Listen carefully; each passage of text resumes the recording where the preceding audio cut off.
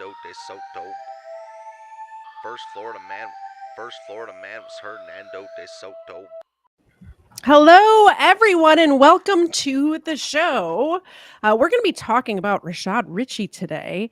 And I know it's not my normal day, guys. It's a Tuesday, but I'm here and I have some friends with me. Johnny Walker Dread, welcome to the show. Tell us a little bit about yourself. Well, I have my own channel, the Johnny Walker Dread Show. I Yeah. started out with the sovereign citizen type of thing. That's what I was covering. This was pretty well before that became sort of the rage across the country. Yeah. And then Kyle Rittenhouse shot up the town of Kenosha, and that changed everything. It, I mean, it did. and at first I thought that he's guilty, because I didn't know much about it. And then when I saw that, no, I mean, this was clearly a case of self-defense. Yeah. Then I saw him crying in the jail with his mother, and I said, I'm going to hop on this. This is just too good. I Yeah. mean, good in the terms of like this is a great. Entertaining. Yeah, yeah. Entertaining. So I punched out around. I've got around 400 videos on Kyle Rittenhouse, Oh, and wow. it includes guests like Grambo is on my show once in a while. Nathan DeBruin, the photographer. I've got Well, I saw a the lot of Rittenhouse, his mom and sister were on your show just the other night. yeah, his and both sisters actually. Mhm. They they appeared, I think, like 3 times each now. Yeah. But I've also maintained constant contact with Dominic Black, who was the one that had the Mhm. rifle that he gave to Kyle that night. Yep. So I'm kind of in tune with what's going on there, and I do a lot of videos on it. I still do.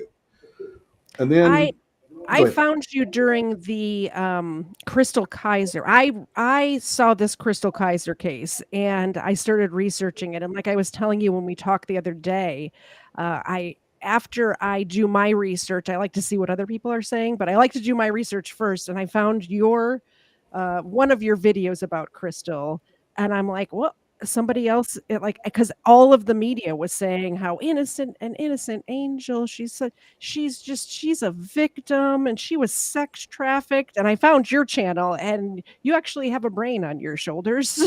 So Well, I appreciate I've that, but been subscribed ever um, since. can you tell my wife that, please? Let's give her my email address. I'll let her know. Yeah, so I have like 25 videos on Crystal, and Yeah. then Rashad Richey started really, upsetting me. And so I turned my attention on him, and that, which we will cover tonight, is Hmm. a deep dive. It's truly amazing. But I Yeah. think that's enough for me. Chirp. Welcome to the show. Well, I You're appreciate you having me on. Chirp is in incognito mode tonight. Did you want to tell us a little bit about your background? Sure. Went to school, some schools for a while. Both Johnny and I have some degrees under our belt.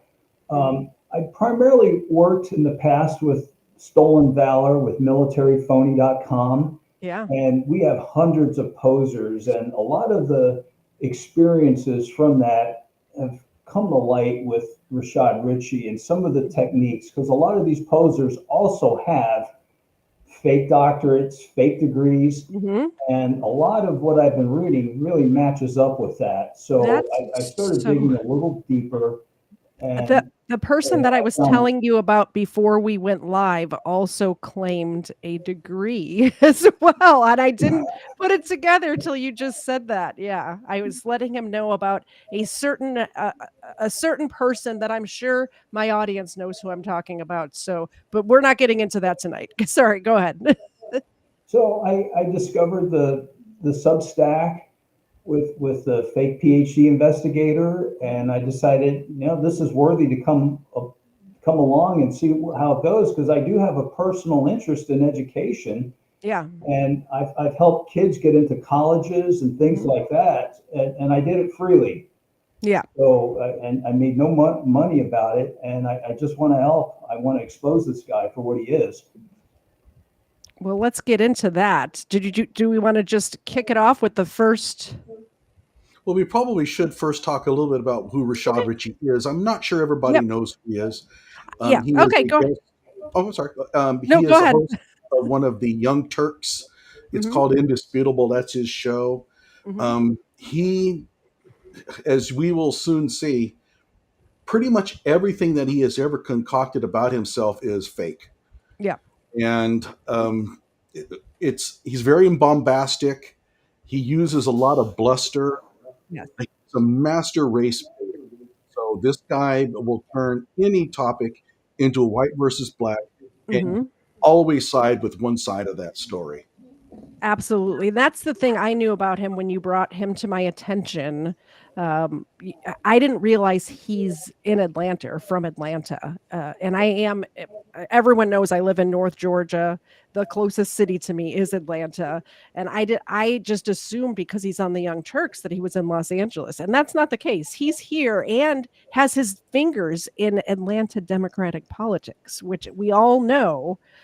From the Stacey Abrams thing to the mayor that fired that cop who was just doing his job at a Wendy's a couple of years back, like Rashad Brooks. yeah, That's the Rashad Brooks shooting. Yeah. the Atlanta politics is just something else around here. So Yeah, it reminds me of Chicago a lot in the yeah, in sort of the upper workings. I mean, your school district was nailed for falsifying, it, GPAs, not GPAs, test scores it at one definitely time. It was a was. long Yeah. time ago, but yeah, I'm originally from Chicago, so I don't know if it's me. Is it me? I think it's you. Yeah, we were talking about that. We're thinking, like, can you tell us where you're going to move next? Yeah, where are you going? I'm moving to Tennessee in the next it's Oh, in the poor 5-year plan. volunteers. So Oh. I'm sorry, Knoxville area, for the corruption that apparently follows me. Did you have anything to add, Chirp, or do you want me just to get into it? Oh, please get into it. I'll pipe in when I need to. All right, and then if you guys have something to say while these videos are playing, just start speaking up, and I'll pause it so we can talk about it. Okay? Oh, and before we go, we have a hello, beautiful and ugly people. I think That's I know who's referring to when the ugly thing comes up there, and I resent that. that's my husband. I forgot to say. I forgot to do. I get a little flustered when I have people here because I usually am just doing this on my own. But let's say hello to Call Me Ignorant. Hello, Stephen. Welcome to the show. And my husband, Mr. Zed, is the one who called me beautiful. Society Red, good to see you. Christo, always a pleasure. Erica, holding down the fort as my mod over there. And just so everyone knows, there may be some new people here as well. I know there's people on your channel, Johnny, watching as well. My channel is Katie Zed on YouTube. But if you do any sort of donation during the show, my co-host over here gets a milk bone on air. Zena, say hello. Wake up. Zena, wake up. She's alive, I I'm promise. not sure that's worth a She- milk bone right there. she- That kind of action. I got the milk bones right here, and she gets one of those live on air. We'll give her one to start it out. You ready? Can you catch? Nope, she didn't even try. Yeah, those are great milk bones. Wow, this would be like a commercial, And of course, you can always go to katiez.com for any of the KTZ merchandise. Okay, enough commercial. And let me know if anybody supports you on your show too. She'll get a milk bone too. I'm not monetized, so You should be. You have great content, and you should be monetized. can And you tell YouTube that? why won't they monetize you? That's no good. Oh, actually, I haven't tried, but it took me 4 years to get like 1,000 subscribers. It took me a long time as well, so I completely understand. But you're there now. You can do it. You can do it. But before Okay. we begin, I chose this one. I want to give everybody an idea about what Rashad is like. That's Yeah. kind of one of the reasons why I chose this one. Sorry, our other guest is here. I didn't even see him pop in. I'm so sorry, Tillman. Tillman's here. Hey guys, I'm fake PhD Hey. investigator. Hello. Hey, Did you want to tell us a little bit about yourself? We already talked about Johnny and Chirp, but if you want to just give my audience a little background of who you are and what you do. Yeah, I have a Twitter account or X account, I guess, called Fake PhD Investigator at Fake PhD _ reveal, and I have a Substack called Fake PhD Investigations, where I just expose people who have false academic credentials. All right. Go follow all of them. Go follow them, all of the things. Do all of the things. I would appreciate it. All right. So what is this first video? This is a Rittenhouse thing. Now, Rittenhouse is one of the reasons I started my YouTube channel. Steven, who's in the chat, Call Me Ignorant is his channel, was covering the Rittenhouse thing. He was doing a morning show at the time where he'd cover all sorts of different news, and I was watching the case. And he had me on as just a normal person to talk about it just because I knew about it. And it really got me excited to put my face on camera. Actually, at the time, I don't think I was putting my face on camera, but to speak to a larger audience. So I followed this case very closely. We just got a front row seat into the reality of the two-justice system in the United States of America. Kyle Rittenhouse has been found not guilty of all charges. Jurors in Kenosha, Wisconsin, on Friday declared Kyle Rittenhouse not guilty on all counts, capping off an intense trial surrounding the deadly unrest in that city last year. Rittenhouse, 18 years of age, would have faced a mandatory life sentence if found guilty and convicted of first-degree intentional homicide, as he should have been.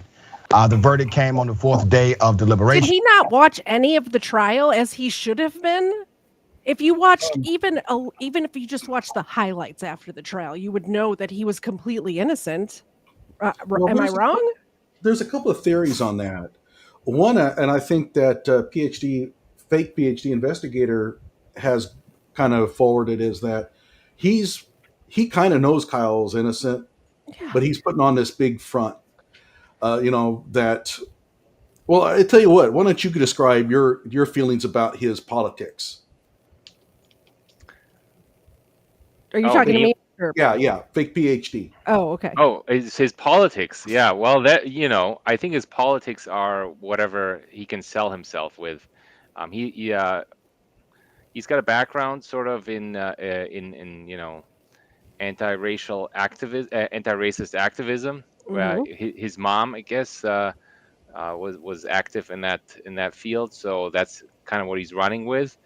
There are some questions though, because he's very religious, and he's associated with himself with religious institutions and sort of far right-wing religious figures. So we're not sure, but what I'm sure of is that he's always just in it for himself. My take on it is that he's just incapable of removing the filter. So everything that is shown to him is always going to be viewed in the terms of this sort of social justice filter. So he can't objectively examine evidence. And keep in mind, he fancies himself as a lawyer, but he's absolutely the worst person you could have as a lawyer. Did he go to law school? Oh, well, boy. We'll get into it. I'm sorry. I don't want to spoil. No spoilers. Sorry. Yeah. Actually, I think we're going to talk about that tonight, but maybe we can talk about it now, or we could wait. Let's do the Rittenhouse. I have 2 Rittenhouse videos that you sent me, and then we'll talk about his lawyering. This was the 15th day of the trial. Do we have that verdict? The defendant will rise and face the jury and hearken to its verdicts. State of Wisconsin versus Kyle Rittenhouse. As to the first count of the information, Joseph Rosenbaum. We, the jury, find the defendant Kyle H. Rittenhouse not guilty. As to the second count of the information, Richard McGinnis. We, the jury, find the defendant Kyle H. Rittenhouse not guilty. As to the third count of the information, unknown male. We, the jury, find the defendant Kyle H. Rittenhouse not guilty. As to the fourth count of the information, Anthony Huber, we, the jury, find the defendant Kyle H. Rittenhouse not guilty. As to the fifth count of the information, Gage Grosskreutz, we, the jury, find the defendant Kyle H. Rittenhouse not guilty.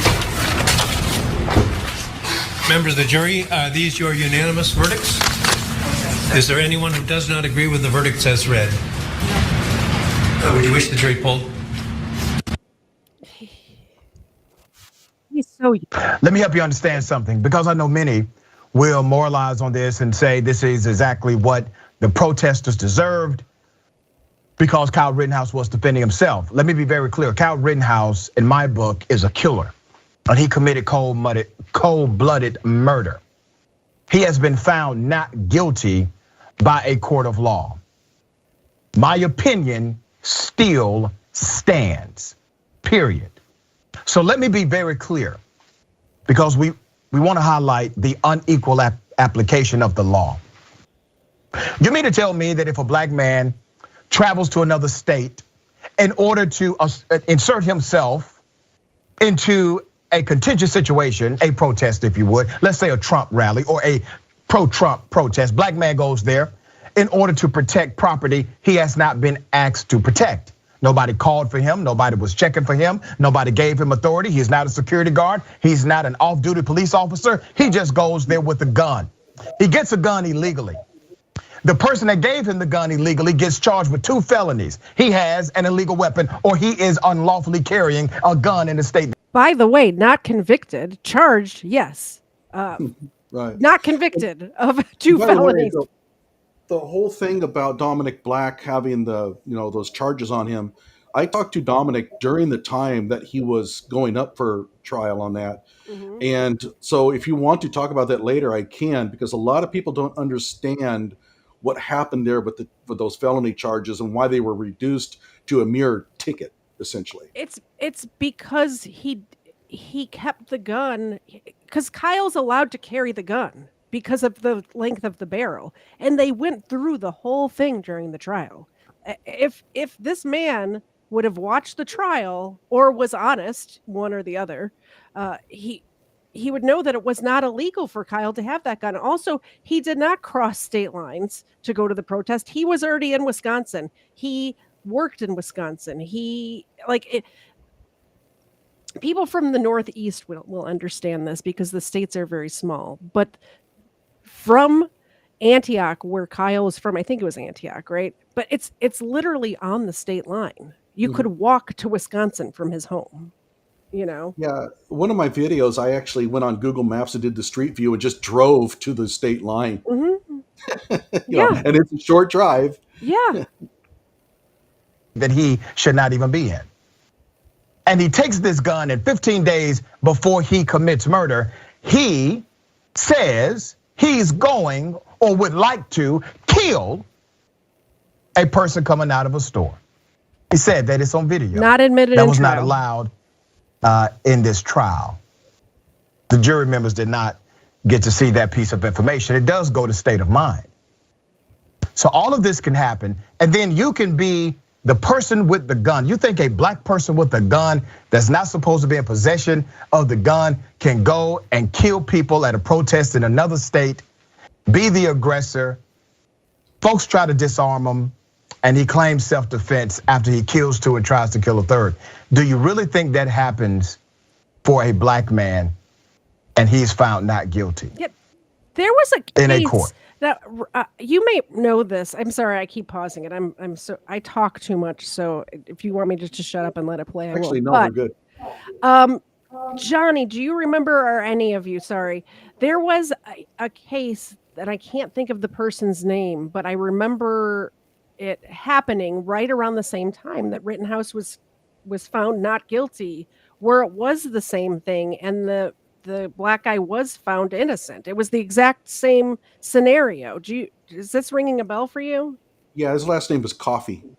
Yes, that's it. I'm trying to remember his first name, but yeah, it was just about the same topic. I think the verdicts came in on the same day. Yeah, it was such a similar case, but you know who wasn't covering it? Rashad Richey or any of the media. You saw it on smaller YouTube channels. It's the only place you saw it, because they didn't want that narrative out there. It's all about the narrative. It's not about the facts. It's about the narrative. And that's kind of where I kind of want to put that in there. Just put it into context, what Rashad Richey's doing. He's claiming all these, this legal education, which we'll discuss later. And the reason for that is that he wants people to think that his everyday, lay opinion is an informed opinion. and where it's just not. So he's just he's just spouting stuff. He could be talking to a neighbor over the fence about this, getting all worked up, and that's all really his opinion is worth. Yep. Yeah. By the way, you'll notice he said that Kyle Rittenhouse wanted to shoot a guy who was just coming out of a store. Mm-hmm. So he knows fully well that these were looters, Yeah. and so he's just going to recast it as person. So this is deliberate. Well, also, if you watch the video where Kyle says that, he's not saying that he wants to. He's being hyperbolic because of how angry he was at what was being allowed to happen in his town. And by his town, I mean Kenosha. Yes, he didn't live there, but he worked there. I don't work in the same town that I live in either, but if this was happening in the town that I work in, I'd feel the same way. That's my stomping ground. I'm there every day. I frequent the establishments in that area. I eat lunch there. I feel like that town where I work is just as much of my town as the town that I lay my head at night. Some of this sounds like what he spouts out. They make for sound bites, and it's almost like he's attracting this bumper sticker mentality where you get one or two sentences out, and that's what people hang their hat on, and therefore it must be true because he's a news personality. Yeah. And it's wrong. It is absolutely wrong. And you also nailed it on the head is the manner of the way he speaks. It's bluster. So it persuades a certain type of person that when somebody talks to them like that, well, they must be talking the truth because he's so affirmative and so confident in what he says. Of course, he's wrong, but it works for him. Yeah. Do you really think so? This is a miscarriage of justice, in my opinion. Kyle Rittenhouse is a cold-blooded killer, in my opinion. And this, as I said many times on this show before, this does not surprise me. If you've been watching Indisputable, I have said right here on this program, I believe Kyle Rittenhouse will be found not guilty. Not because I think he's not guilty, but because I know the criminal justice system he's involved with. The prosecutor had a hell of a job. He had two defense attorneys to go against, one sitting next to Kyle Rittenhouse and the other one sitting in front of Kyle Rittenhouse in a black robe. Kyle Rittenhouse got every break imaginable inside of a courtroom. The judge even sung a song to him in front of the jury, made every ruling in his favor when the judge had discretion to do so, dropped the charge that was clearly against the law for him to be 17 with a dangerous weapon in Wisconsin. The judge threw that one out. That's the one probably was not even debatable by the jury. Big Waz, what are your thoughts here? Man, it's tough. I'm watching a show on Hulu. It's called Dope Sick. It's about the opium epidemic. And, very early on in the show. I mean, this guy just rambles around. That's one thing that Rashad, he always has these sort of like interns that come on the show. And it's like they haven't been paying much attention to what's going on. I think half of them are stoned. He did. He looked like he was dope sick, I think was the name of the show. Yeah. But you'll notice that there's no attempt whatsoever for accuracy. None. I mean, Rashad doesn't care. He just simply comes out and spews whatever sounds good to his minions. Well, and he's talking about the one charge should have been that he was carrying a weapon underage. But in Wisconsin, a teenager, I think 16 is the age. And by the way, I just spout off stuff that I think is true. A lot of times I'm correct, but when I'm just pulling it, when I don't have notes in front of me, it's just from my brain. Well, we all make mistakes. I mean, that's nothing new there. And I'll always say I believe or I think this is the case, but I think it's 16. And as long as the barrel is of a certain length, they're allowed to, because Wisconsin is a huge outdoorsy state. We're not talking about LA or New York City. We're talking about people who hunt for their food. So yes, it's 16, or people who are on a farm who have to shoot critters who are eating their crops. Like this is what we're talking about. So yes, at 16 you can carry a long gun. And at 18 you can own one. And he was a couple of months away from his 18th birthday. Yes, he bought it. He did do a straw purchase, which if he would have got charged for that, I would have understood. Oh, whoa, careful there. Allegedly, whatever. But Well, that's the under point hot debate right now. the So point being is that the his friend did not give him the gun, so it was not a straw purchase. But if they were going to try to argue something, I could see them arguing that is what if I chose my words better, is what I should have said. He said, once you turn 18, then I will sell you this gun. okay, so we Which have a was comment months here. away. I Google that you must be 18 to carry, not in Wisconsin. And I realized that they looked up the Wisconsin law. Mhm. However, there are sub statutes there that basically exclude that restriction under certain conditions. Yep. And the judge, the prosecutor, and the defender and the defense went around and around on it. There were seasoned lawyers that had YouTube videos on it. They couldn't figure it out. It was a total mess. The judge at one point said, I can't even write jury instructions for the statute. Well, and it had to be over a certain barrel length. They were going to pull out a tape measure and measure the barrel of the gun at one point, but Well, that was the never in dispute. prosecution conceded the point. Yeah, that was never really in dispute, though. Everybody knew that the gun was legal Yeah. in that respect because you couldn't sell it in that state if it was too short. Yeah. The problem was whether Kyle needed a hunting permit or not. And that's what it all came down to. But Mhm. As far as the straw purchase, Wisconsin doesn't legislate against straw purchases. It lets the feds do that. So Yeah. Kyle Well, it's was still good a with that. federal. If Um, Steven's still here, I just want you to pay attention to these straw purchase stuff we're talking about. That's an inside joke. Oh, okay. But at any rate, the main thing is Rashad Richey doesn't understand Wisconsin law at all. He doesn't Mhm. understand what happened. And he's making the same classic mistake that so many people on the internet do, and that is they basically state or claim what the law is based on their gut feel of what it should be. Yeah. And Yeah. that changes from one defendant to another, right? And quite honestly, there's laws that I feel should be different as well, but I don't state them as fact. I say this should be different. Like, for instance, I was just talking about this on my friend Kafar's show last night. If you punch your wife in the face as hard as you can, as long as there's no permanent disfigurement, that is a misdemeanor. And I think that that is wrong. I think that law is wrong. I think that it should be a felony if you punch your wife in the face as hard as you can.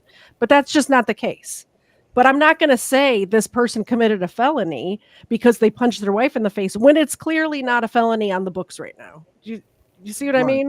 mean? Sure. All right. But I would also add on there that in Wisconsin, I can go and buy a gun for a 5-year-old. Yeah. I can do it. Now, if I give the gun to the 5-year-old, that's a crime, but the purchase is fine. And the kid can shoot the gun with your supervision. Depending on the age, yeah. Yeah, my niece at the age of 16 in Arizona, different laws in Arizona than here or in Wisconsin, but received an AR for her 16th birthday. And obviously she did not keep the AR till after she was 18, but it was her gun kept in her grandfather's safe, So. Okay. I don't know if we need to play any more of this one. I think that one's kind of tapped out. Do you want to put up another video? Yeah, this is the next one. Oh, I'm sorry. I thought it was the same one. Yep. No, this is the next one. This is Rittenhouse joins Fox News's racist lies about his case. This is the second. And this is a 10-minute video, so maybe we won't pay the whole thing, but we'll get into some of it. Kyle Rittenhouse, in my opinion, got away with murder. And I'm going to explain to you, why this is murder and how this case. Sorry. Is it the same one? I think it is. I might have screwed you over there. No, this is a different one. Oh, it is? Okay, I'm sorry. Starts out the same. Yeah, the first one was, hold on a second. Yeah, this is a different one. The first one was not guilty on all charges. This is about him joining Fox News. Has turned upside down what we know as the Castle Doctrine. But the truth is, they have been chipping away at the castle doctrine for years in the United States. Now, Kyle Rittenhouse says Black Lives Matter. He has no problem with it. He actually supports the movement. Here it is. This case has nothing to do with race. It never had anything to do with race. It had to do with the right to self-defense. Right. I'm not a racist person. I support the BLM movement. I support peacefully demonstrating. And I believe there needs to be change. I believe there's a lot of prosecutorial misconduct, not just in my case, but in other cases. And it's just amazing to see how much a prosecutor can take advantage of somebody. Notice he cuts him off mid-sentence, too. That's not fishy. That's not selective editing. The killer, Kyle Rittenhouse, is lying. See, body language gives him away as well. When he says that he supports the Black Lives Matter movement, he's shaking his head like this. Go back and look at the video, okay? He doesn't believe what he's saying. Now, naturally, he's on with Tucker Carlson that we interview tonight. Tucker Carlson, Fox News, safe haven for all things racist. So let's talk about the elements of racism that do it. He just throws this racism accusation around willy-nilly, doesn't he? Yeah, like, I mean, he uses it on everybody. Like, first of all, Kyle Rittenhouse is a child. He's 19 at this point. So if he, I would believe Kyle Rittenhouse more if he says, I don't support the Black Lives Matter movement. Once he gets older, he'll probably realize that that is not a smart movement to support. I do believe that all people's lives matter, including Black people's lives. But the movement itself was embezzling millions of dollars and starting race riots. So that's not a good organization to support, in my opinion, allegedly, in my opinion. But he's a kid, and I don't believe he's racist. I mean, to Rashad, pretty much if you're white, you're racist. I mean, that's just the way he views things. Yeah. He wouldn't have this on his show if he couldn't claim it was racist. I noticed that about his show is that there's always a race element to his show every single time. Mm-hmm. What I do find missing in the whole Kyle Rittenhouse debate in general is the focus on the people that died. I mean, that's a terrible thing to happen. And also to Kyle Rittenhouse to have killed 2 people. Wow, that's terrible. Right? Traumatic. It's really this tragedy, the whole case. And I think that it's important to keep that in mind. You can talk about all these things, but they are really peripheral to the actual tragedy that occurred, in my opinion. And I feel worse about the skateboard dude than the pedophile dude, which I can say that. I'm not going to say allegedly because he was convicted of that. And the reason being is I believe the skateboard dude actually thought it was an active shooter and actually thought he was being a hero. I believe that. And it turned out not to be true, and he turned out losing his life. But the first dude started it. He chased him down and was trying to steal his gun. Yeah, I have a video on Jojo Rosenbaum's criminal background. Yeah, it's pretty bad. It's extensive. Mm-hmm. Yeah, exist. Obviously, the criminal justice system was biased in his favor. That is a racial element, okay? You don't have to simply be aggressive against Black people in order to be racist. Remember why he was there. He traveled to that state because he was anti-Black Lives Matter protesters. He was anti-riots. He was anti-people burning down his city. Sorry if I'm yelling in your ears. I'll back up from the mic. But he was there because people were destroying his city. And he watched it happen on the first night. And he watched it happen on the second night. And then the third night, he said, I'm going to stand up. I don't think this is right. I'm going to do something about it. He didn't go there because he's a racist who hated Black Lives Matter protesters. Not at all. And he'll tell you that. And I would have done the same thing. Yeah, keep in mind, he was invited to go and protect the businesses. Oh, Yeah, he's I mean, he wasn't. He didn't go to Kenosha, to protect private property. He was invited after he was already there, and so he he was there saw it. cleaning up, and they said, "Hey, could you protect this business? We're going to try to protect the businesses tonight. We need people. Do you want to come?" And they found him because he was there cleaning up the mess that these rioters left the day before. Yeah, there's also an element you have to think about is he's 17. The Mhm. older adults are all going to go down with the Mhm. rifles and Mhm. protect businesses. Do you want to come? What Mhm. 17-year-old is going to say, "Well, no, fellas, I don't know. That sounds kind of dangerous." Mhm. 17-year-old is going to say, "Oh yeah." Yeah, let's do it. I'm You know, gonna and I'm gonna be the so hero. he's acting like every 17-year-old would have Mhm. done, at least a male. Same. Yep. That's why he was there. Let me remind everyone that in this Rittenhouse clip, Rittenhouse spoke out denying his case was related to race in the clip of his interview with Tucker Carlson. A acquitted teen was spotted on Sunday having lunch in Florida where he filmed the sit-down interview. Meanwhile, protests continue in Kenosha and several other cities over the not guilty verdict. This case, according to Kyle Rittenhouse, has nothing to do with race. It had nothing to do with race. It had to do with the right of self-defense, Rittenhouse told Fox News host Tucker Carlson in an interview filmed on Sunday. He went on to say, and I quote, "I'm not a racist person. I support the BLM movement and peacefully demonstrating." The teen added in an advanced clip of the interview, which is set to air on Monday night. Okay? They put out this part of the interview because they are coming to the rescue of Kyle Rittenhouse. Here's what the conservative right, here's what they're trying to protect Kyle Rittenhouse from. They don't want Kyle Rittenhouse to become Zimmerman, okay? That's what they're trying to protect. Now, Zimmerman, who also got away with murder, in my opinion, has lived a loser of a life. Well, he was a loser before it, okay? Remember, Matt Gaetz has already offered Kyle Rittenhouse a job in Congress. You have people going to his defense. There were celebrations that Kyle Rittenhouse was found not guilty.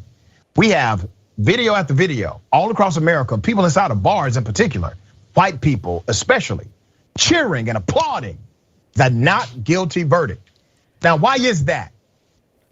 Because we respect our right to self-defense. That's why. Yeah, notice the bluster. I mean, he made sitting down and having lunch in Florida sound like a crime. Yeah. Well, God forbid he eats lunch. He's accusing Kyle of the same thing he's doing. There's an agenda on race, and prior to this, there was nothing about Kyle being a race baiter or anything like that. Nothing. No, and they tried so hard. If it doesn't involve race or he can spin it into race, we have a show, and that's a problem. It used to be in this country, journalism was a problem, but now here it is every night. We listen to the same thing, same argument, different consequences. They dug into Kyle Rittenhouse's past so much so that there was something going around online where he was wearing a pair of Crocs that had the American flag on it. And apparently that was racist to have American flag Crocs when he was like 11 years old or something. Which is just ridiculous. First of all, do you think that he bought those? He picked them out and bought them at 11 or 13 years old? No, they were bought for him. It was probably the 4th of July, So yeah, I mean, and there's also the picture of him holding a toy gun. I think he was 7 at the time. There's a picture of me holding a toy gun too. What's the point? And of course, everybody thought that his mother had given him a real rifle. Yeah, if I don't own Crocs, but if I did, I'd buy the American flag ones. There's an American flag outside of my house right now, and apparently that's racist to have an American flag outside your house. Yeah, we'll put one on your truck and drive around and see how things go. I mean, I'm in Georgia, so it wouldn't be the American flag, it would be the Confederate flag. And you see that a lot around here, and it's not racist. It's just if I see somebody with a Confederate flag around here, I don't think that they're a racist. I think that they really like their heritage. Like it's not the case for most of the country, unless you're from a It city. really depends on who's controlling the narrative. Yeah. Yeah, So, exactly. Yeah. All right, let's see what else this race baiter I don't has know to if we need say. that video anymore. I think we've kind of. Let me just hear him out this last little bit, and then I'll. Kyle Rittenhouse their son? No. Did they have some personal stake in the case? No. But why are they celebrating like this? Because they see their movement personified in Kyle Rittenhouse. Their movement that says we can go to a protest for black people, for black lives. We can go to their protest armed, violating state law. We can be the aggressor. And we can kill someone if they got something to say about it and get away with it. So let me show you how this expands the Castle Doctrine and why I believe Kyle Rittenhouse got away with it. This is the part that I want to hear, what he has to say about the Castle Doctrine. Sorry, I'm glad you kept going. Murder. The Castle Doctrine, also known as a castle law or a defense of habitation law, is a legal doctrine that designates a person's abode or any legally occupied place, for example, a vehicle or a home, as a place in which that person has protections and immunities permitting one in certain circumstances to use force. Real simple, right? Real simple stuff. If you are somewhere that you are supposed to be, it doesn't work if you're somewhere you're not supposed to be. If you're somewhere where you're supposed to be, somebody tries to attack you, you can use force. And yes, you can even use deadly force if the circumstance warrants it, right? Simple, Castle Doctrine. And then there was an expansion of that doctrine called Stand Your Ground. Let's go to Stand Your Ground. Stand Your Ground laws allow a person to use deadly force in a confrontation, no abode necessary, without any duty to retreat, even when they can do so safely. We have allowed them to chip away at the self-defense clause for decades in this country. You see, Wisconsin still has a state law that says you cannot use deadly force to protect property. Why? Because the duty to retreat is still statutory in Wisconsin. Now, states like Florida and some other states that have stand your ground laws, no. Confrontation can permit the immunity from your prosecution if you kill somebody, all right? All right, that's enough of that. I'd just like to point out that he was retreating the whole time. Kyle Rittenhouse was retreating and was chased down. He got nothing right. Mm-hmm. First of all, Wisconsin is a no duty to retreat state. Oh, I didn't realize that. Yep, it's codified. So he missed that one. Yeah. He uses every town research's real threadbare definition of the stand your ground deal. That's not an actual definition of stand your ground. Mm-hmm.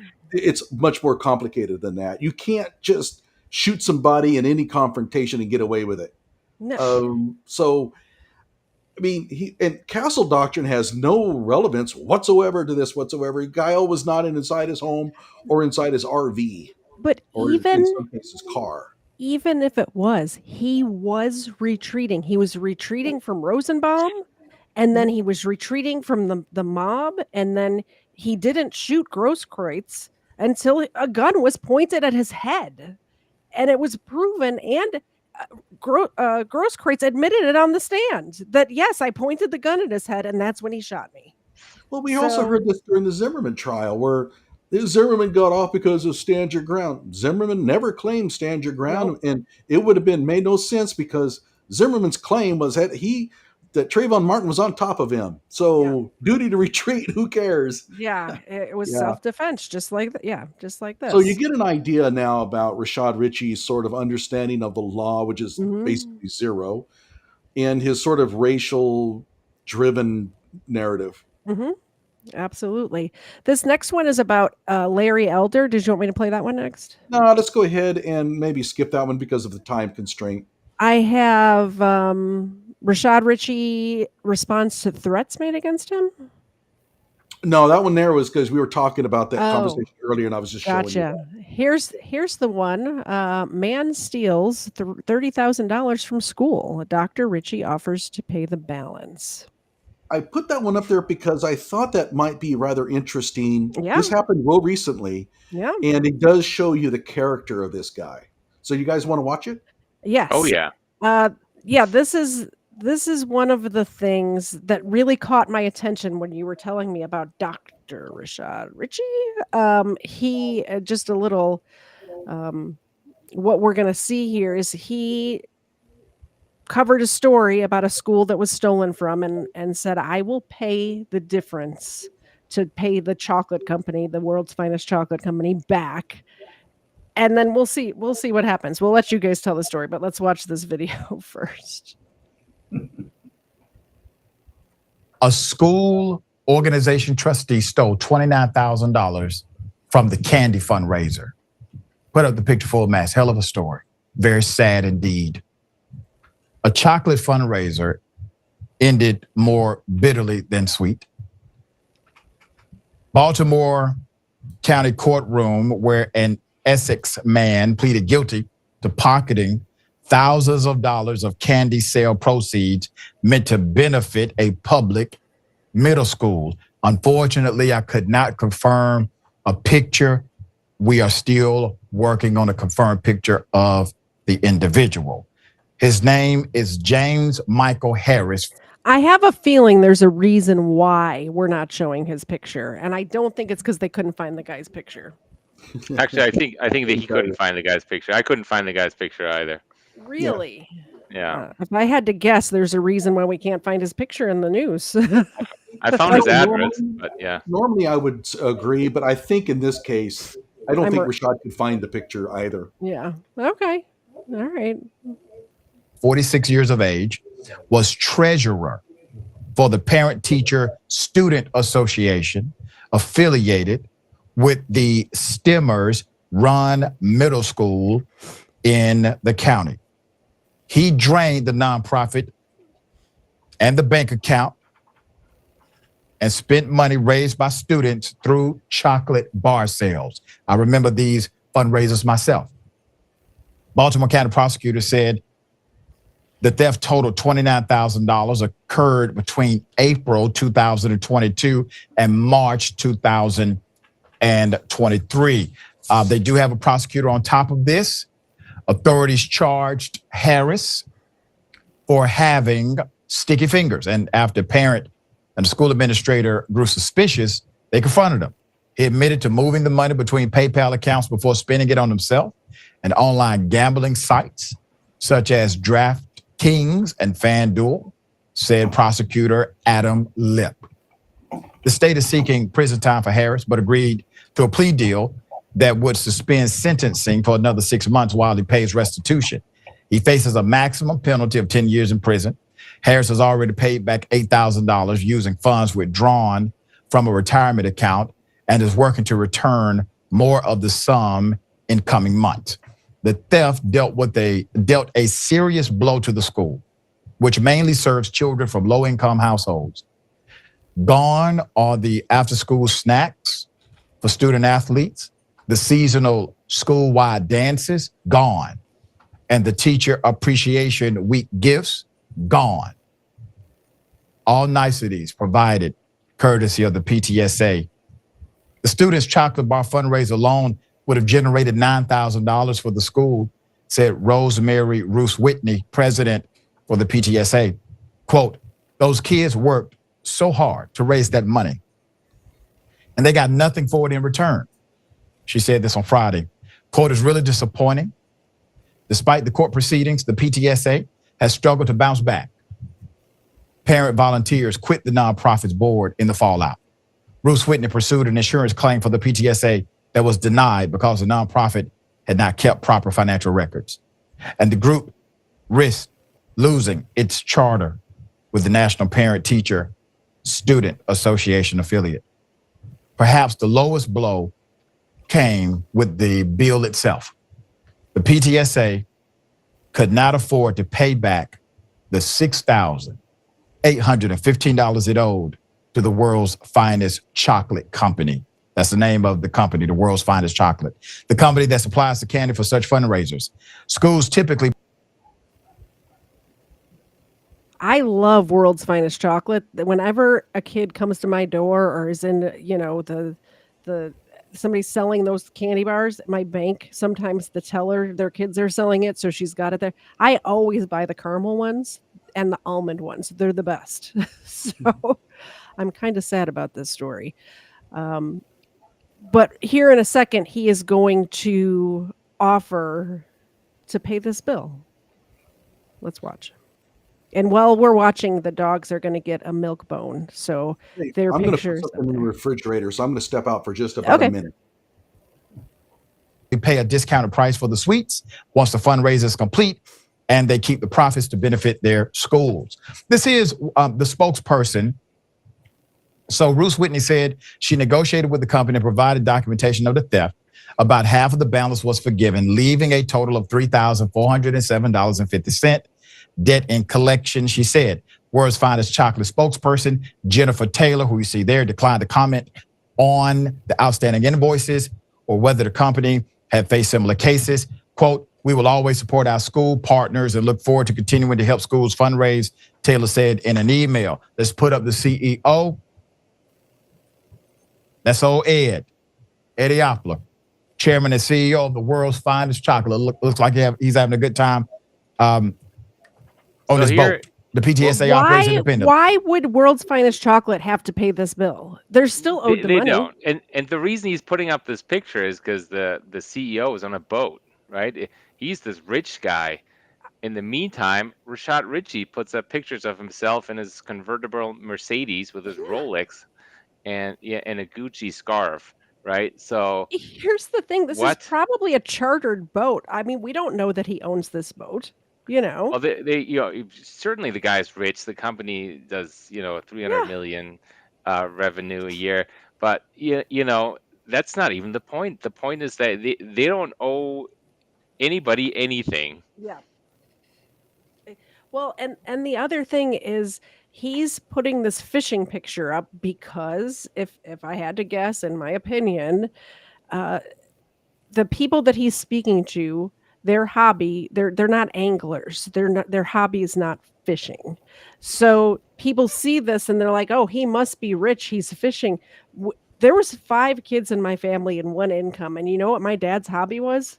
Fishing. And we didn't have any money. We grew up 7 of us in a 2-bedroom home in Chicago. So guess what? You don't have to be rich to be a fisherman. You could get a rod at Walmart for $20 with all of the sundries that you need to go along with it.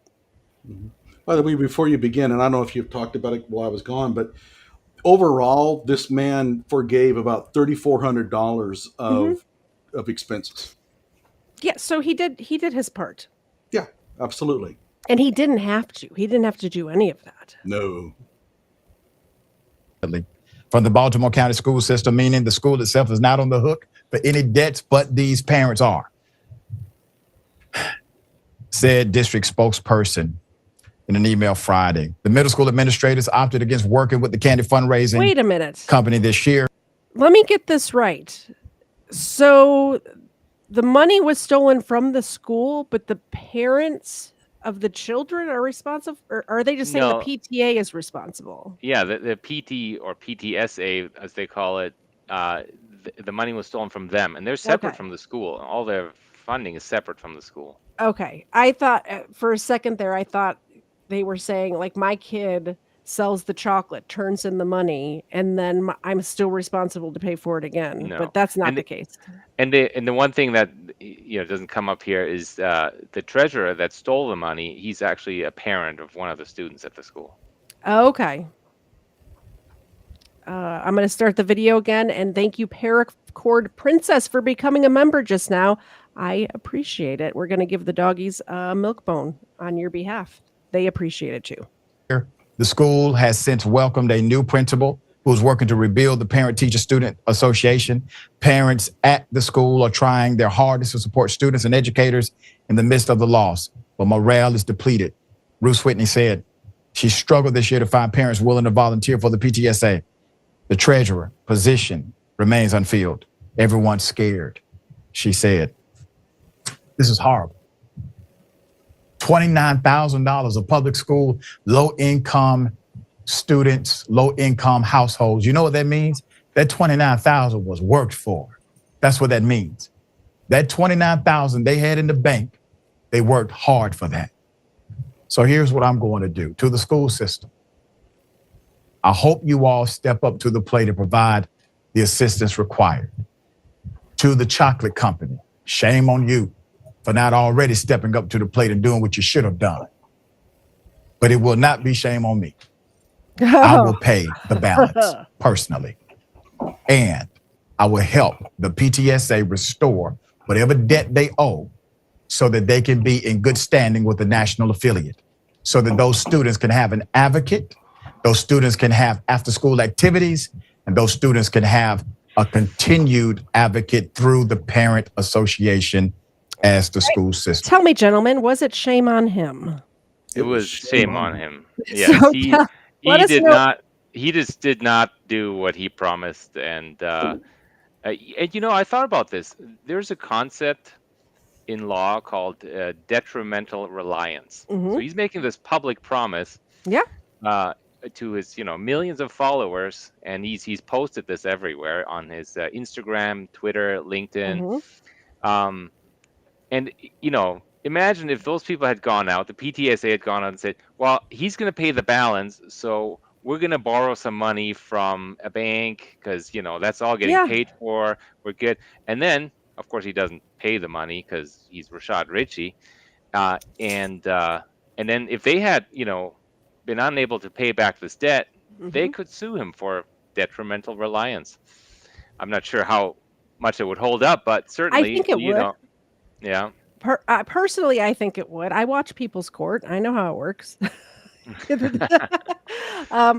yeah, I think if they had done that, I think they probably still could. But so what happened is after this show, nothing happened, and then a few weeks later, me and a couple other people contacted this PTSA and said, hey, what's up with that? You know, we're pretty sure, because he's Rashad Richey, we're pretty sure he wouldn't have paid a cent. And sure enough, they'd never heard of him. Really? This was new. He had never contacted them. Wow. And said, hey, I'm going to make this promise. This is what's going on. He had never contacted them. He contacted the chocolate company. So you're the one that let the PTA know that they should have this money coming. I'm not sure if I was the first one, but there's a couple other people, maybe 3 or 4 people altogether, you know, contacted these folks and said, hey, what's going on? And so he didn't pay. So then they got upset. They're like, well, he made that promise. This would be wonderful, right? We need that money before the kids graduates, and we can have this nice ceremony that we have every year. And so they were looking forward to it. You know, they said, you know, Rashad Richey's a hero. You know, we're so grateful. You know, money's going to come anytime now. And of course he didn't. So finally, somebody else, you know, contacted them and said, like 2 weeks later, and said, is there anything? Did anything happen? Yeah.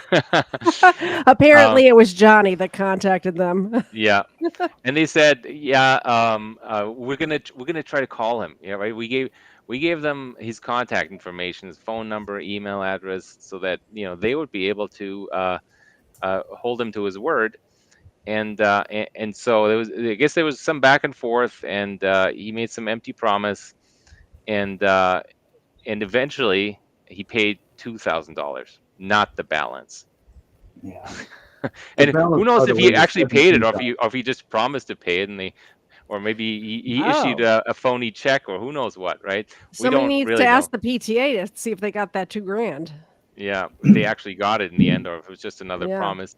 And then the other thing is, he promised, they made a GoFundMe. Actually, we should share that.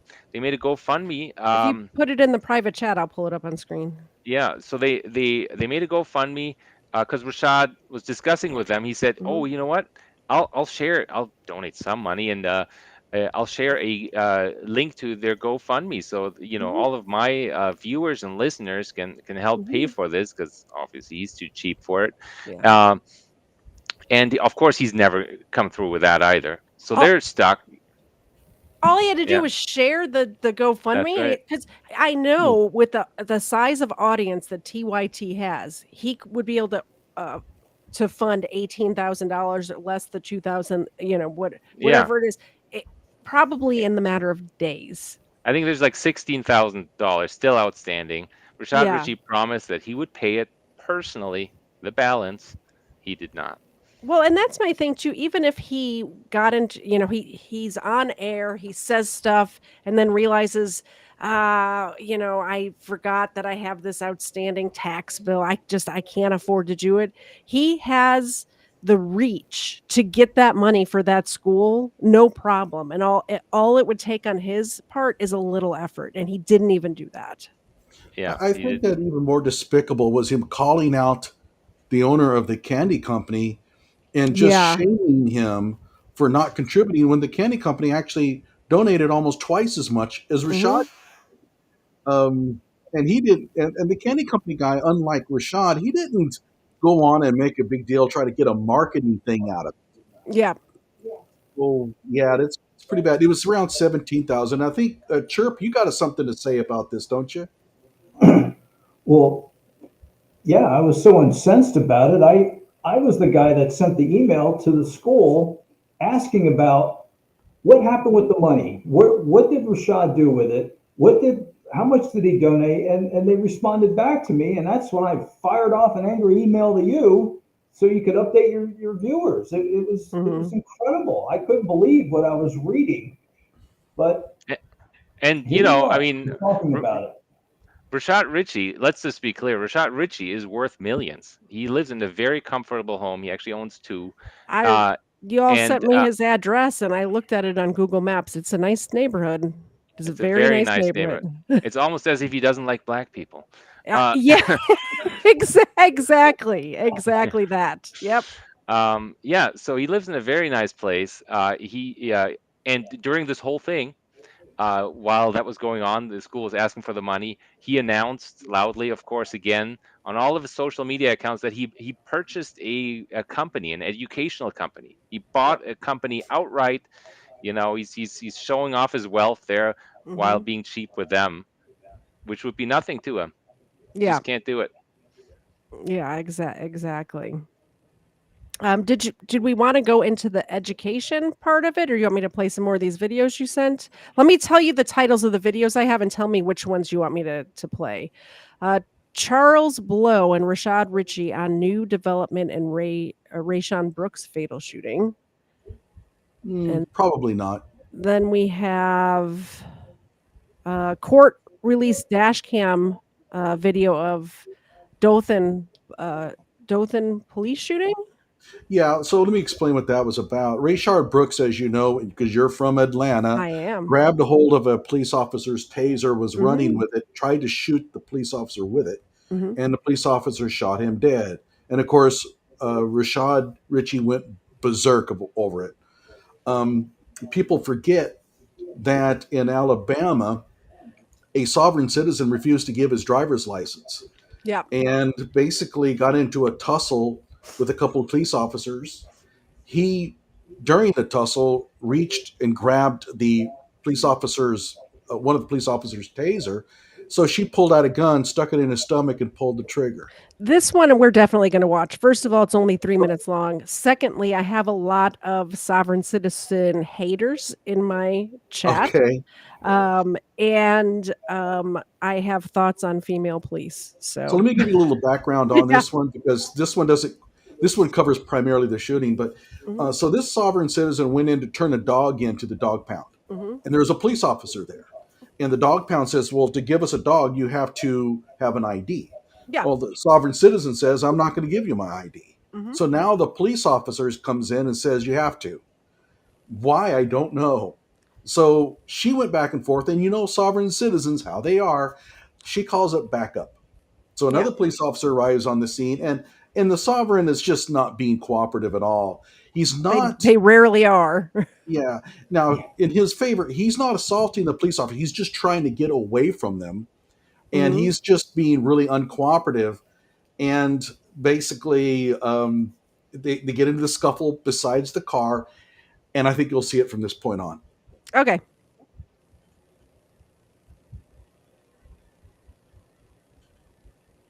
Warning, this is graphic, apparently. Which we like to show on my channel. Yeah, it's kind of blurry.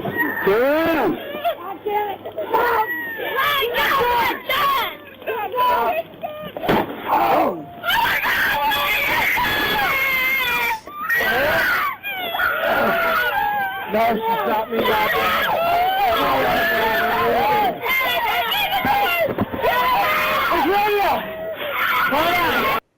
Well, you heard the taser go off. You could hear it. Yeah, I mean, sorry, go ahead. There is a close up here. Yeah, let's watch this.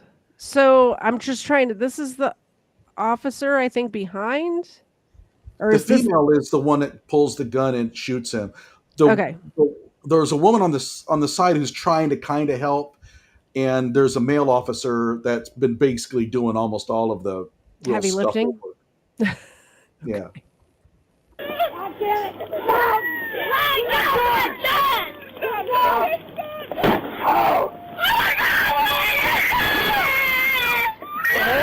Well, and it looked as if this person in the white was trying to get the taser away from the person. Is that what happened? Or trying to get his, or just trying to maybe help, control him. I don't know.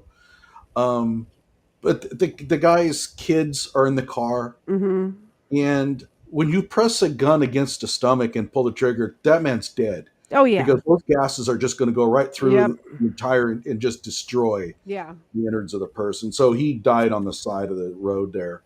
The kids are screaming, and what I think is interesting about this. Oh, there's the kid.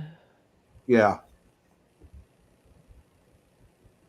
Oh, geez, Louise. Truly horrible thing. Yeah. And how many of you guys knew anything about this? I didn't know anything about it. Did not know anything about it. No. Nope. Until you mentioned it in the group chat the other day. I think that's the first time I had ever heard about it.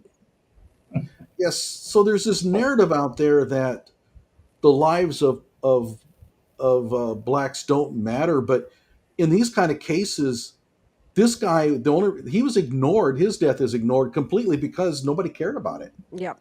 And if the races were reversed, and I really hate this argument, by the way, but I'll use it here. If the races were reversed, what do you think? Yeah. I mean, well, go ahead.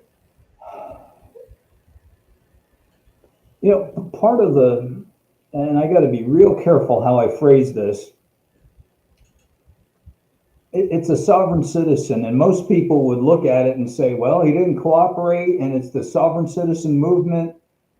But aside from that mentality, what did this guy do that was illegal for him to get shot? Well, he pulled the taser on it. Was he violent? I mean, I got a lot of questions here, but I think that this person being a sovereign citizen only exasperates the situation. And sure. Yeah, as you said earlier, things just he's not innocent in all this. No. Yeah. Well, here's the thing that I'm noticing right here. If we're watching the video, the taser's in this hand. So the moment that she shoots him, nobody's in any danger because this bystander has. If anybody's in danger, it's the bystander, not either of the police officers. But just to stay. What's the word I'm looking for? Just to stay, I'm just going to mute you real quick because that's very distracting. Sorry. Consistent is the word I was looking for.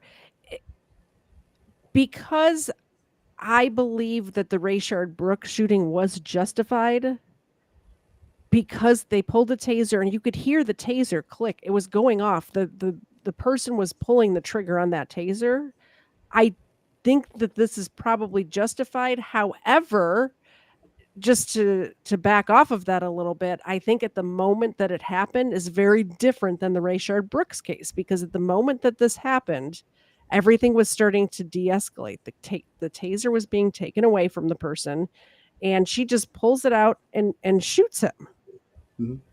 And by the way, as a final note, sorry, that's presumptuous of me, but if the officer was never charged here.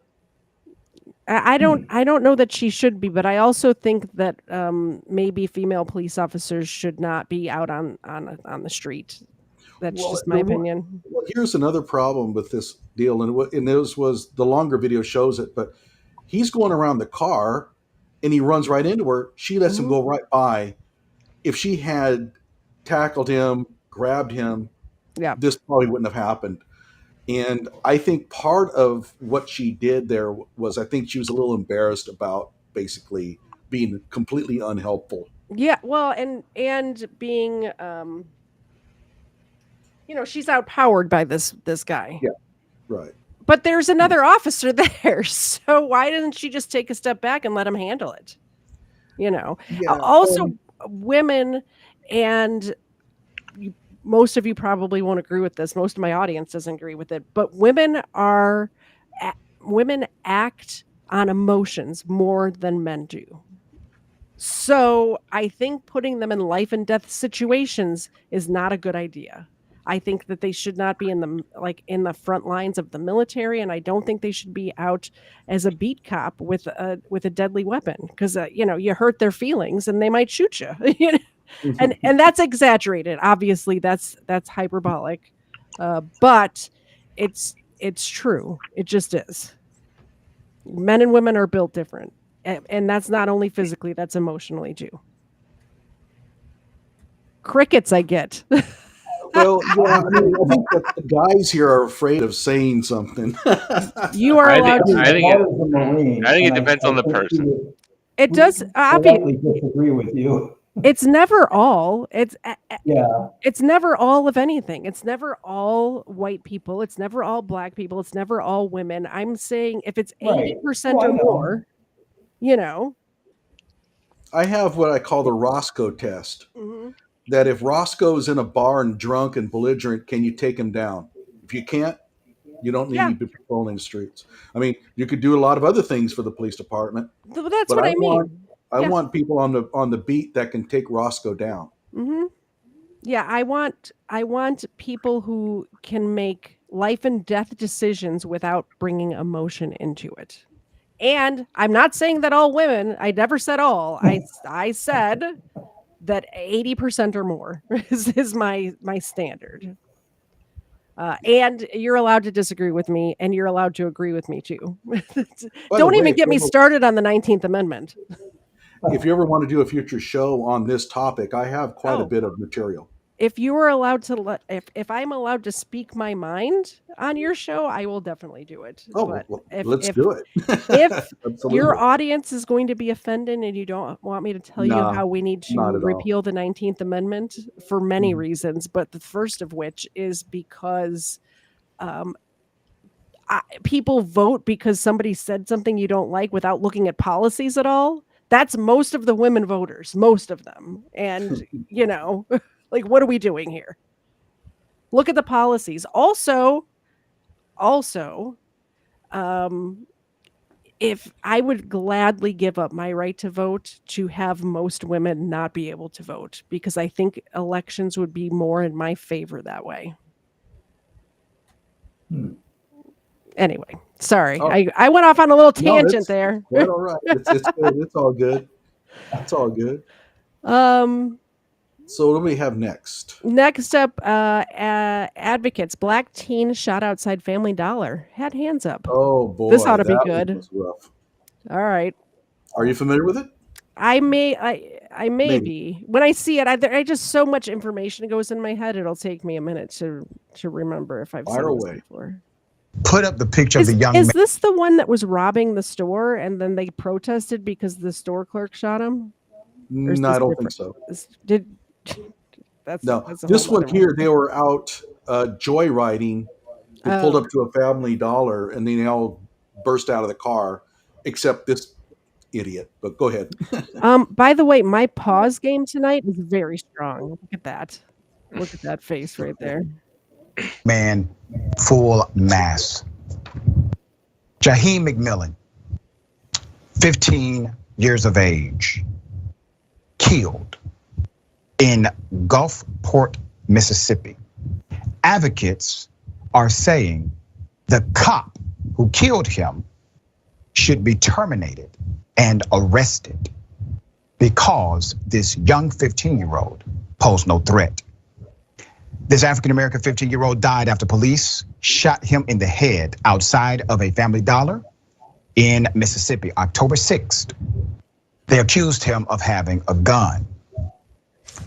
I'm going to show you a graphic photo of the reality of what this young 15-year-old went through. 15-year-old teen shot 8 times and 1 bullet went through his head after someone made a call and claimed teens were waving guns. Police still proceeded to handcuff him and put him on the ground after he was shot. A photo surfaced of the incident. The advocates, the community leaders, including people like Ben Dixon, our dear brother, who actually was one of the first to report on this. And I had some back and forth conversation with Ben. Benjamin Crump is now representing the family. Oh, hell. Anything that Benjamin Crump gets his hands on is usually a lie. 9 times out of 10. We'll do the 80% rule again. If Benjamin Crump is involved, you need to dig deep into that case and figure out what's really going on, because mostly it's a BS. Have you seen or heard about the Rashad Carter case in Mississippi? Remind me what it is. I don't know name. A construction worker, black construction worker, goes missing. They find his bones out in a field. Oh, yes. Well, Ben Crump lied so much that he actually has a family in hiding. Wow. Because of his lying. So yeah, that man is despicable. There was a case here in Georgia that he got his little dirty fingers on, where the child, it was a teenager in high school, was found in a gym mat. Did you recall this one? I remember that one. Absolutely, yeah. This family, first of all, it was an accident. He got himself in that situation, couldn't get out, and by the time he realized he was in trouble, he did not have enough air left in his lungs to call out for help. That's what happened in this case. And this poor kid's family, this Benjamin Crump character, is feeding them these lies to where they will never have a night of peace, because they believe their child was murdered because of the lies that this guy is telling to them. Let this family rest. It was an accident. And now they're trying to sue everybody. The whole state of Georgia is getting sued because there's now a cover up and the white kids did it. And like all of this baloney. That was a long time ago though, wasn't it? Yeah, it was, but there's new lawsuits coming up now. Yeah.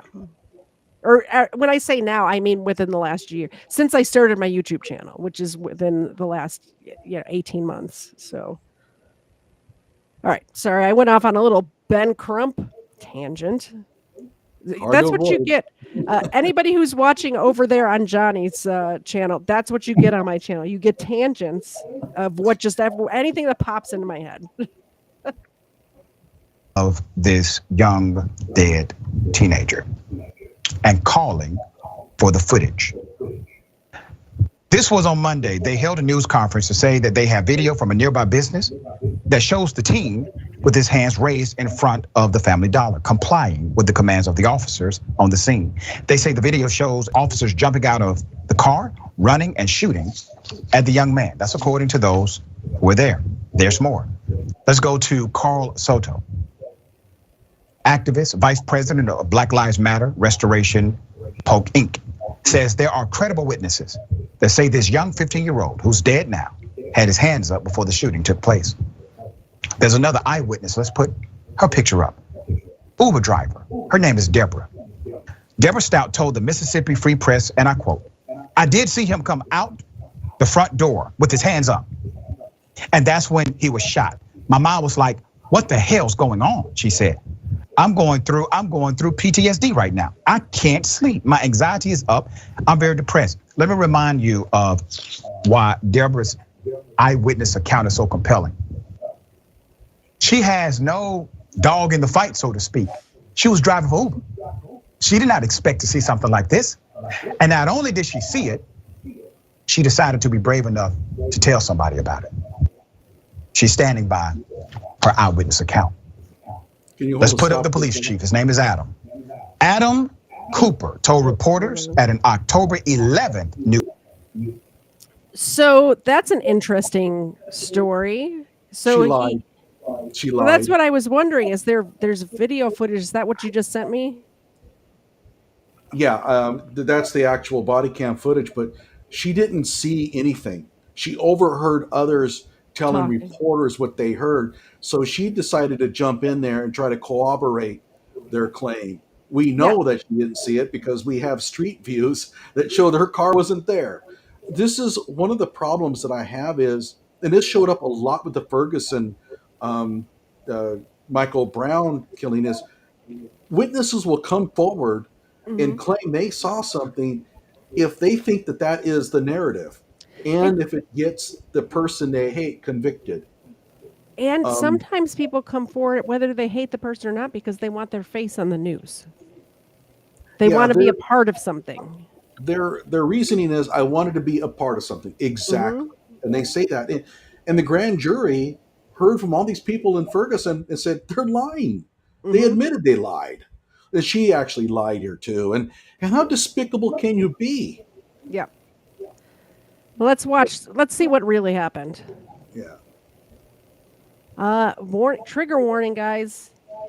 You're watching a true crime channel, by the way, so I shouldn't have to give trigger warnings. That's what we do over here. There we go.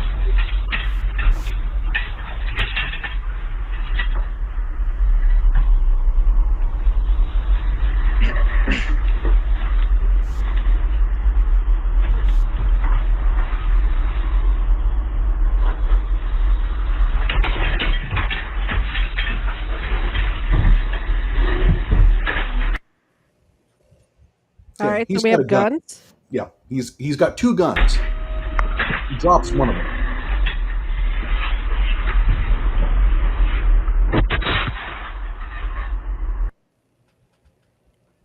That's a gun. That's definitely a gun.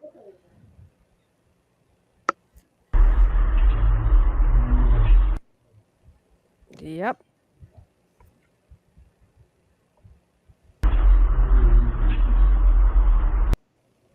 Yep, that's a gun.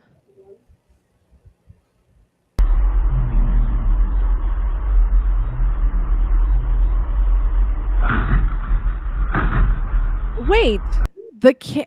I thought that the kid was just like, okay, hold on a second. The story that I heard from Rashad Richey just now is that the kid who was shot was the only kid that didn't have a gun. He obviously had a gun. Yeah. The story was that the kid was coming out of the store, the police pulled up, and he held up his hand saying, I'm not armed. And they opened fire. That's not what happened at all. Yeah. All right. So we've established that he's a race baiter. Oh, yeah. Quite clearly. If anybody in the chat disagrees with me, please let me know. If you agree with me, let me know too. Chat is very quiet tonight. You guys are worrying me that the chat's not working. So I wonder who else is streaming right now, why nobody's here. That's okay. They all come back and watch it after the fact. So does that anything else to say about Jaheim McMillan? I don't think so. I think that the amazing thing was that once one person lied, the other people all heard it, and they all started repeating it, claiming that they saw it. So you had numerous eyewitnesses, call them eyewitnesses, saying they saw what happened, that he had come out of the store, he had his hands up, and then Ben Crump got involved. He basically went on there, broadcast that to everybody. And and then they finally had to release the body cam footage to show that, no, he was just a murdering little creep. Yeah. By the way, the two people that came out of the car that were unarmed were taken in unhurt. That's usually what happens when you put down your weapon and you surrender, How which is long all this ago? kid had to do. How I'm how sorry. long What? ago? How long ago was this? I I see the think dollar store where things are actually $1. I think it was about 3 years ago. Yeah, it must have Okay. been a while ago. I want to get into PhD investigators' Right. expertise. But first, if you don't mind, if we could, I'm going to do a commercial, Sure. which I do once a show. If you're here and you're new, I don't do my ads over and over and over again. It's once a show, but we're going to do it now. So, this show is sponsored by nobody but me because nobody will sponsor this crap. So I had to get my own stuff. If you go to katiez.com, you can pick up all of the merchandise. We're watching a Crimeland episode right now. We have great stuff. Actually, let me grab this from the shelf. Bam. My favorite thing in the shop is this notebook right here. It's not my How to Get Away with Crime notebook. It's a very nice notebook. I have one right here. What I like about it is perforated. So if you write down your plans and you need to burn the evidence afterwards, you can just tear out the sheet and get rid of that. By the way, don't leave your plans lying around. Make sure you get rid of that evidence. A fire is the best way. Not my How to Get Away with Crime notebook over there at katiez.com. You can also pick up the t-shirts, the tank tops, the sweatshirts, all of that. Stephen Ignoramus's merchandise is on my shop as well. You don't have to buy his stuff. But the one thing I do want to point out is this collaboration, Christ is King merchandise. This is a collaboration between Let's Be Frank, Iggy Normus, Stephen Baker, and I, the three of us got together and we put this merchandise out. And every single penny that we make from this collection goes to onemorechild.org. And what they do is provide Christ-centered services to vulnerable children and struggling families. A lot of times we talk about kids on this show that were sex trafficked, unlike Crystal Kaiser was, who were actually sex trafficked. And this organization not only helps them find a place to stay, food, shelter, all of that stuff when they're coming out of that life. But they also provide food and shelter and help in general for families in need. And a lot of these organizations only help single moms. That's not the case with onemorechild.org. They help whole families. A lot of people are struggling in this day and age, and this organization does not discriminate if there's a man in your life who's helping raise your children, like the father. They help everyone, which is what I love about it. And last but not least, Xena has her own line of merchandise because we all know you're not here to see me. You're here to see Xena. So we have the True Crime with Xena featuring Katie Zed, t-shirts, and coffee mugs and all that stuff here. We have a lovely picture of Xena sleeping as she normally does on this t-shirt. All of the t-shirts in my shop are those super soft t-shirts. They're very comfortable. All of the coffee mugs are the large coffee mugs, so you have room for your cream and sugar, and I keep everything priced as low as I possibly can. So go to katiez.com for all of your stuff, all of the stuff you need, and I would appreciate it because nobody else will sponsor this show. Let's get back into it. So the thing that we really wanted to talk about is this university that Rashad Richey set up. Wonderful place. I mean, who doesn't want to be educated? Such a such a wholesome activity. So maybe I'll give some background. Rashad Richey has a number of fake degrees.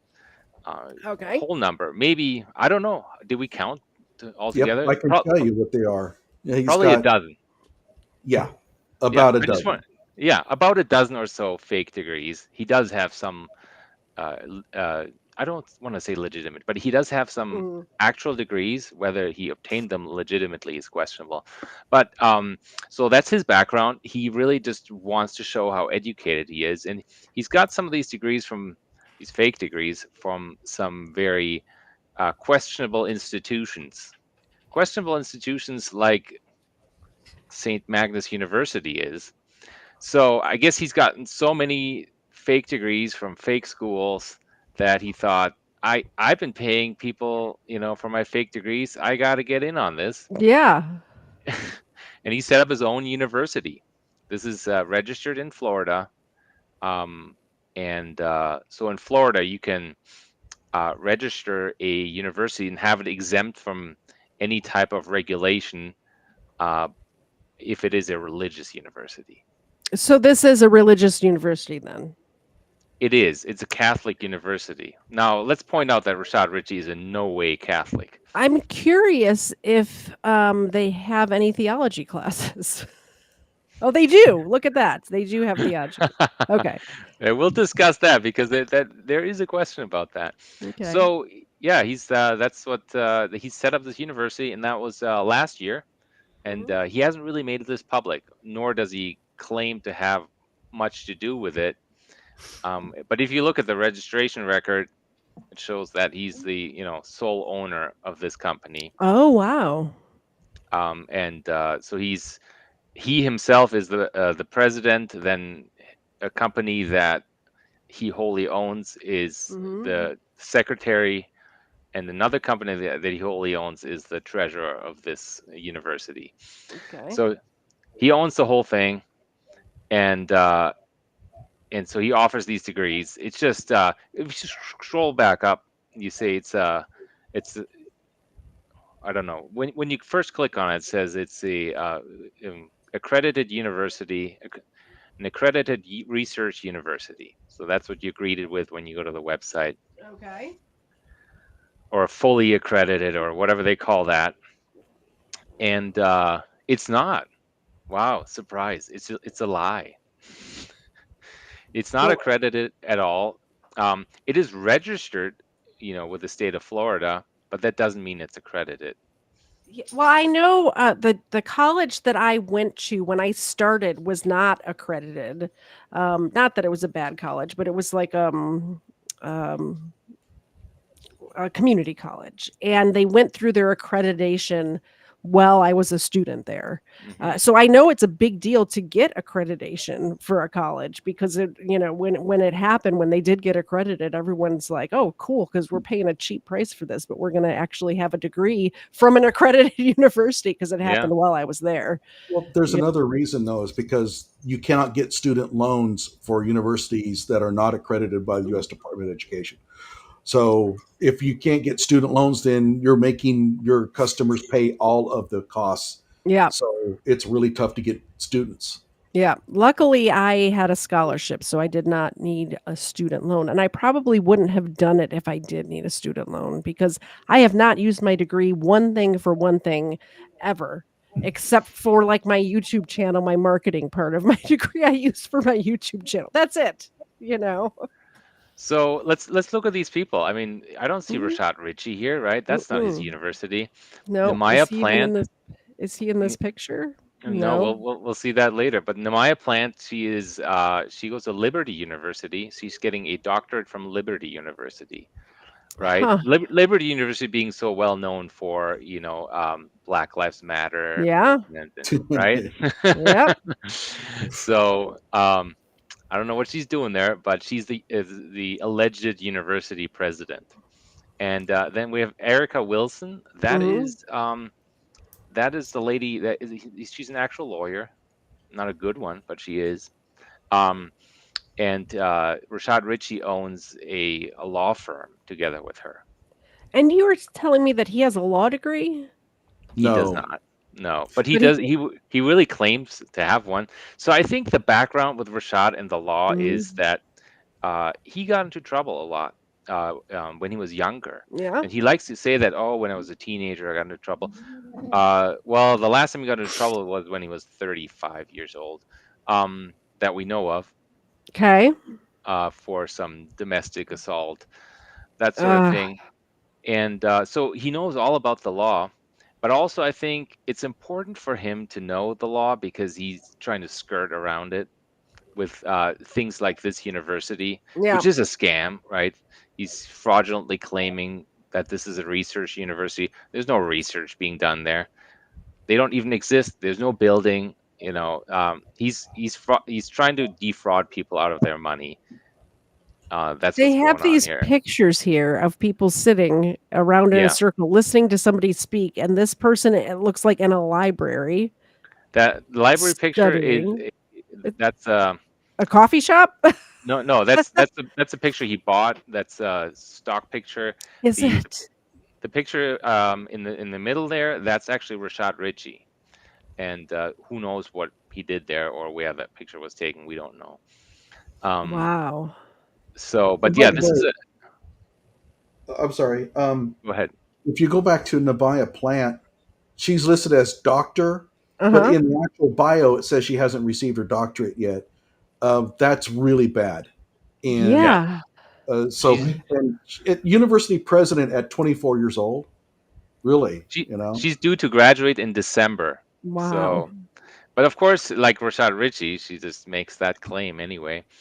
Um, They have this photo. This is really what it is. You're sitting on your sofa at home, but then they have these ones where people are on a campus, like getting lectured outside, you All there know. is those no are, except campus. that one, are stock photos. Yeah. Yeah, there is no Yeah. campus. There is no campus. There's There's an no address. library. No, there's no library. There's an address for the university, and it Mhm. is the address of an office of a law office that acts as a registrar for companies, so commercial law. Wow. And so Interesting. that's all it Well, is. it gets deep because Mhm. if you go to like these diploma mills, like one of Mhm. the diploma mills that Rashad claimed at one time a PhD in physics from, if you can believe that, um, they have on their website the pictures of their faculty and they're stolen from other universities. I actually even had Wow. one of the professors even email me back saying, I didn't know that my picture was on this other university's website.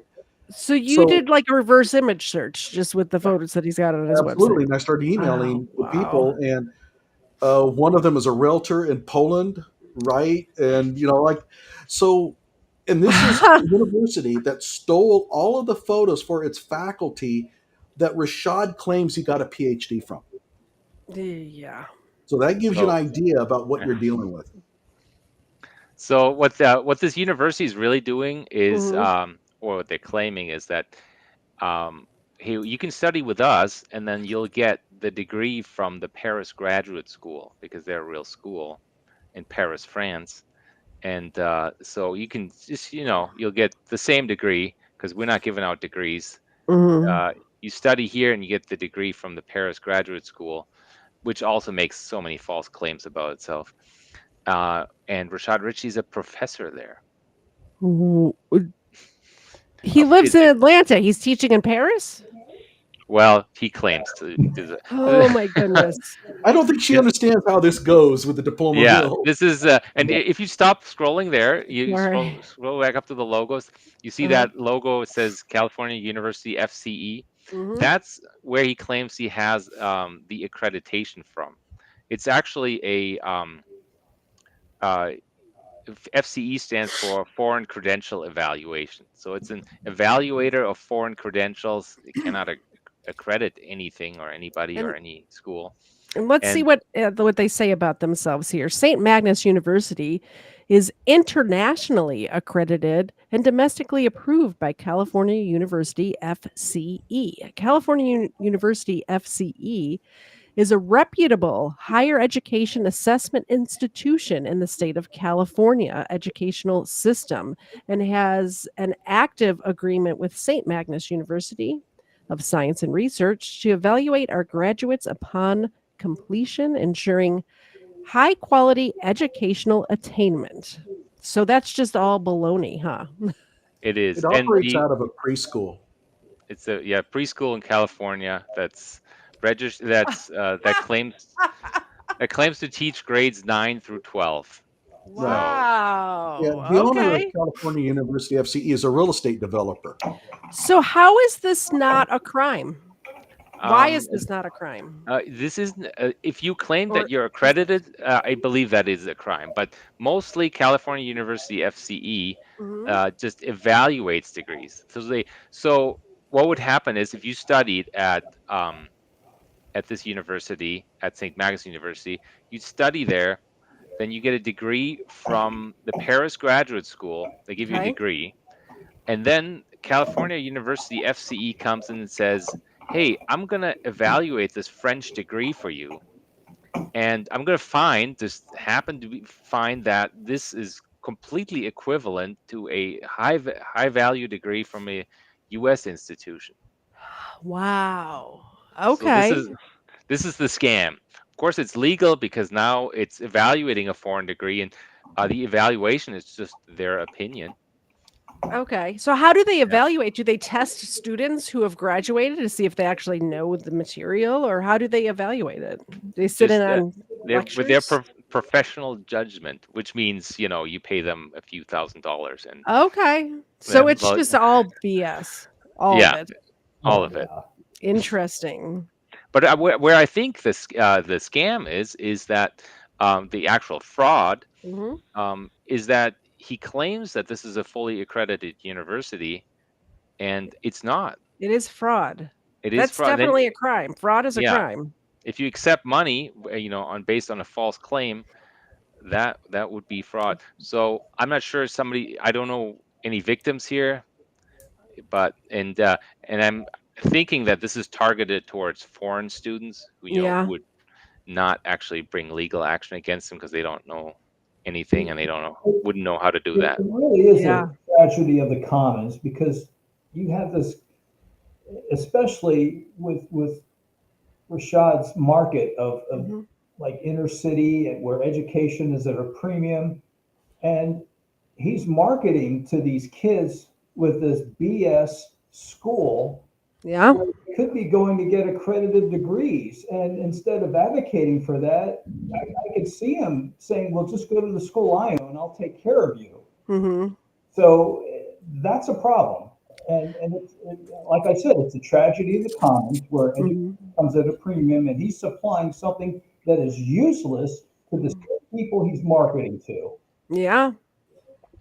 They would be better off going to a community college to do their first 2 years at a community college like I did. They really would. Or even a trade school, or the military. Yeah.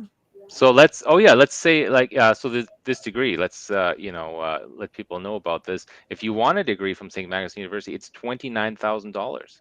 So wow, you can part with a lot of money, for this, and that's yeah. Oh, I'm sorry. I posted it in. We might want to talk about it a little bit later.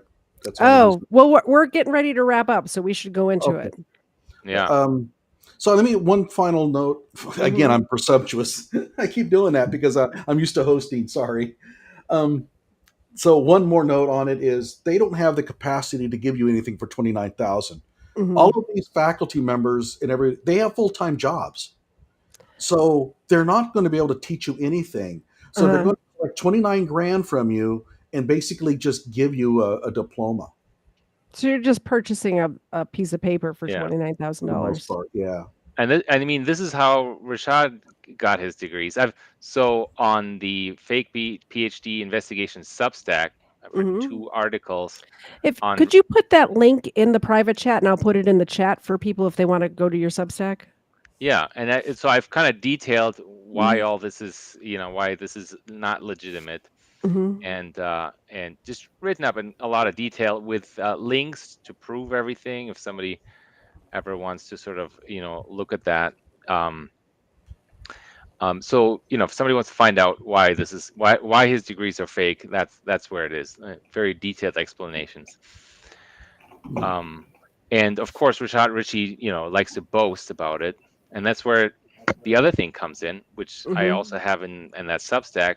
He maintains a sort of a marketing cloud, a number of websites, fake news websites, where he pops up as being good at that, the most brilliant man on earth, or that sort of thing. So he puts out a lot of articles about himself because he just needs people to believe that he's the greatest guy. Yeah, and then I think we could probably wrap it up with the Alzheimer's thing. What do you think? Yep. Okay. Let me find where I Where did I Well, put you it? could go to that article that I just posted. Oh, I don't. Did you? Yeah, let's do that article. Did you send me anything about the Alzheimer's thing, or you Well, just No. talk about it? While you guys look for it, I'll tell people more about Rashad Richey. He's not only a lawyer, but he also claims to be a professor of physics and a neuroscientist who's invented a cure for Alzheimer's, and he's proven the cure, and so he's put out all these articles that he's published it's scientific article in a fake predatory journal about the medical trial he did and how he totally and most definitely cured this lady completely of Alzheimer's. Wow. And now this article that I have pulled up here is one that he wrote about himself. That's right. Okay, Tech so let me. Times, Tech Times, I believe, is not part of his. He doesn't control that website himself, but he paid a marketing firm to place that article.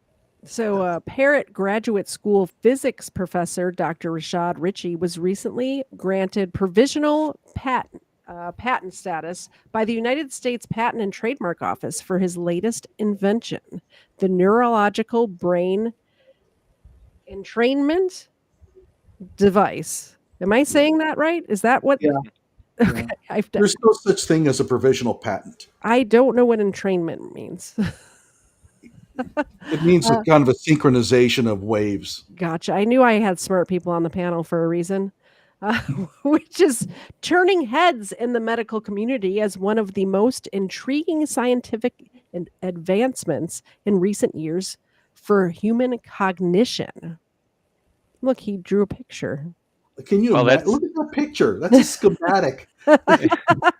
That's apparently what got approved by the patent office. Wow. All right. The device is set to begin clinical trials in 2024, seeks to revolutionize the treatment of Alzheimer's disease, potentially reversing its effects and enhancing cognitive functions. Currently, Alzheimer's has no known medical cure. During his still doesn't. Sorry, go ahead. It still doesn't. It still doesn't. During his keynote presentation at the 2023 National Society of Black I lost my place. Sorry. Okay. During the 2023 National Society of Black Physicists Conference in Knoxville, Tennessee, the premier global forum for Black physicists, Dr. Richey articulated his conviction that quantum physics is key to unlocking the future of medical breakthroughs. So he just made this whole thing up. Is that correct? Yeah. I think he took an existing device and basically just copied it. I don't know. Yeah. The problem is that this article doesn't describe the device. So I can't tell even if it exists, but we have schematics right here, Johnny. What do you I'm sorry. At one point, I looked at the devices like this, and I found a website that sells these devices. So they already exist. This is like 10 years old. Is it Amazon.com? It's not on Amazon. It's some other, but it's the same sort of scam. They're claiming, hey, this could totally help you out. Buy our $390 device. And of course, it doesn't help. And I think that's what he's wanting to do. He's got all these, millions of social media followers. Mm-hmm. He wants to sort of create a narrative that he's invented this device and it cures Alzheimer's, and you should totally buy it.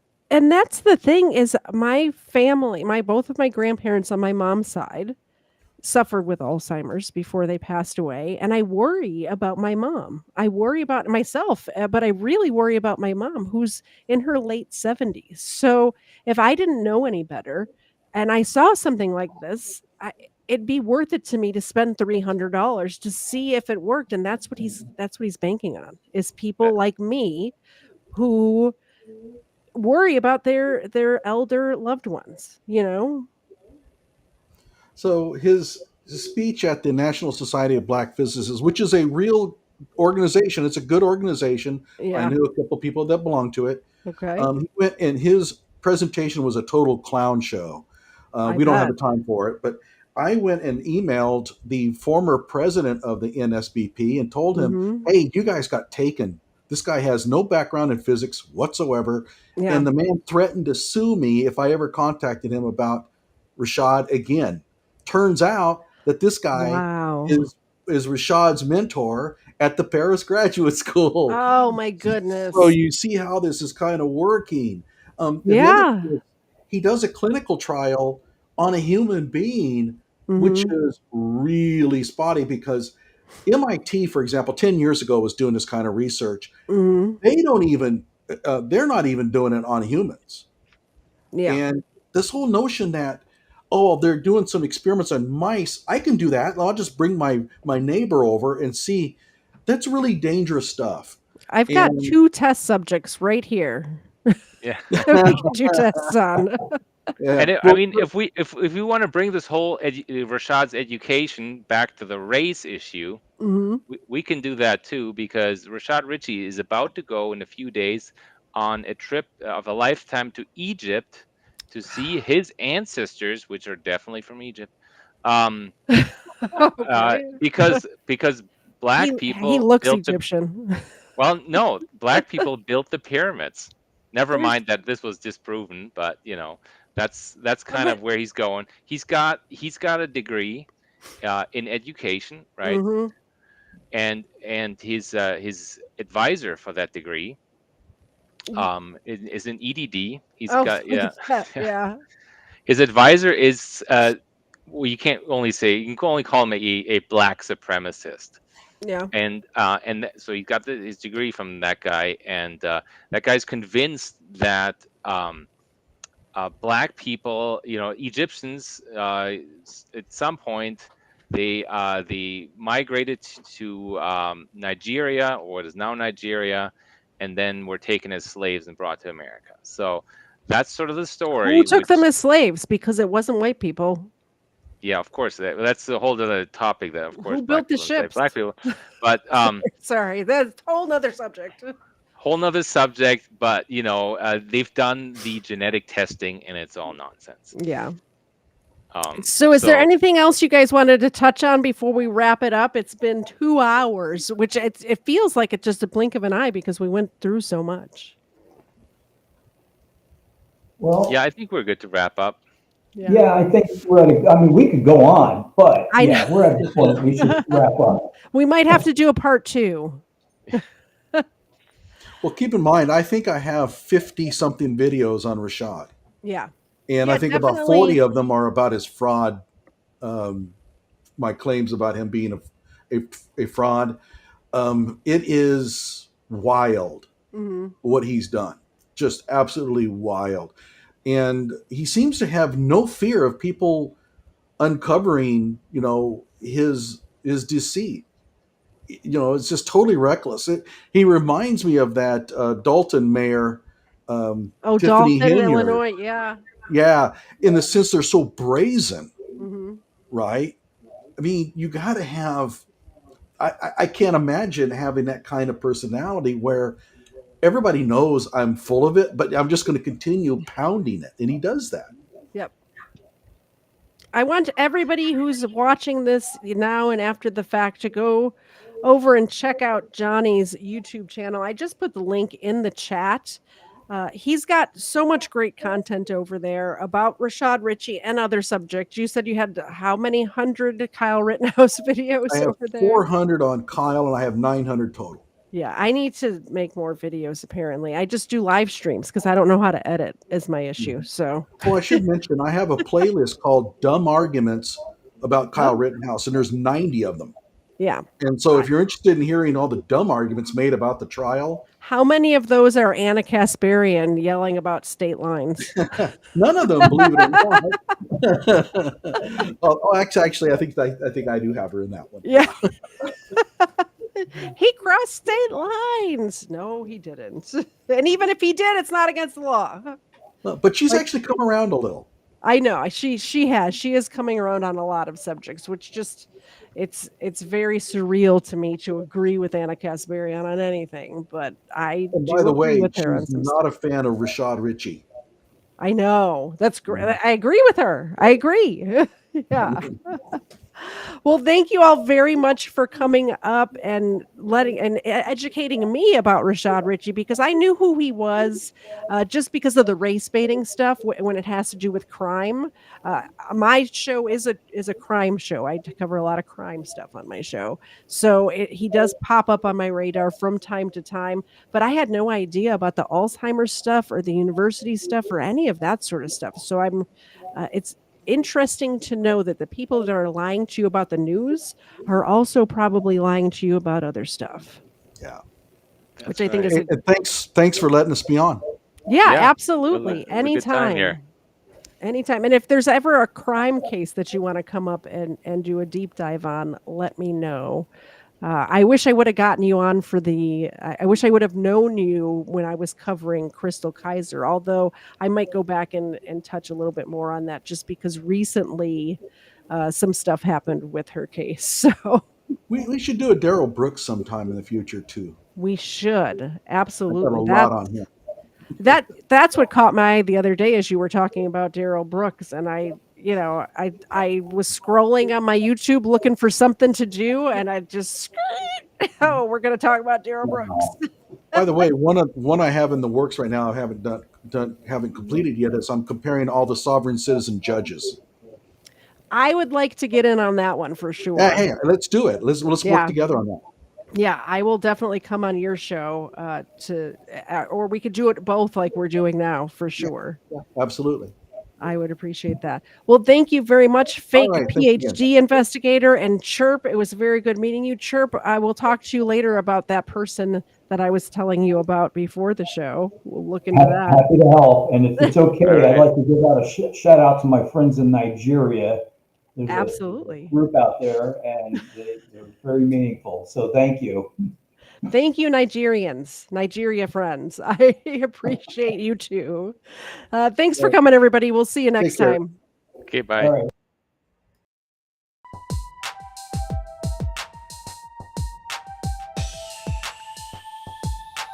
First Florida man was Hernando de Soto. First Florida man, Hernando de Soto. First Florida man was Hernando de Soto. Won't you solo go show off your photos, throw out your Twinkies, throw up your ho-hos, tuck in them pinkies, them shits a no-no. The first Florida man was Hernando de Soto. Brought to my attention by the man with the mojo. My 8th subscriber, I'm a fagoso. Jump in them sinkies and dump them mimosos. The first Florida man was Hernando de Soto. First Florida man was Hernando de Soto. First Florida man was Hernando de Soto.